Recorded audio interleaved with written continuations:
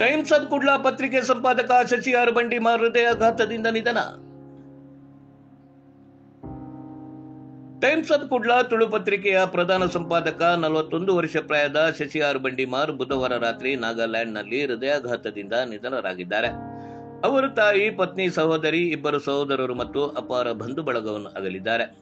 ತುಳು ಸಂಸ್ಕೃತಿ, ಆಚಾರ, ವಿಚಾರದ ಉಳಿವಿಗಾಗಿ ಶ್ರಮಿಸಿ ಟೈಮ್ಸ್ ಆಫ್ ಕುಡ್ಲ ಎಂಬ ತುಳು ವಾರಪತ್ರಿಕೆಯನ್ನು 15 ವರ್ಷಗಳಿಂದ ನಡೆಸಿಕೊಂಡು ಬಂದಿದ್ದರು.